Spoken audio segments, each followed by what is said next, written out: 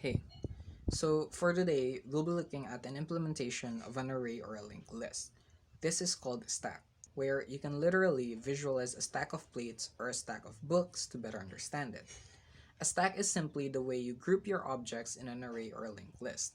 And for these kinds of implementations, we have certain rules we have to follow to correctly implement a stack. One of the most important rules lies on how we add and how we remove the objects. And this is the first in and last out rule.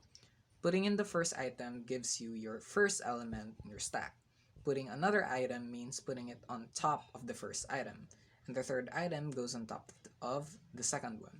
This means that if you want to remove the first item while having a stack of 5 items, you can't directly access the first item. You'll have to remove every item that comes after the first item to get to the first item. First is to remove the fifth item, then the fourth, and so on until you get to the first item.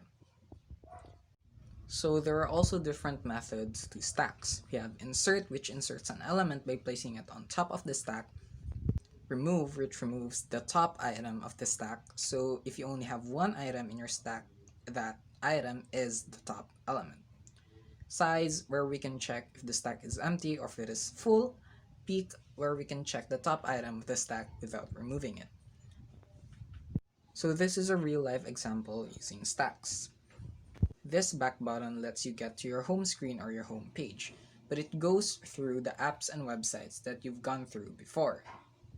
Just like how we need to remove the first item, we have to remove every item that comes after it before you get to the first item.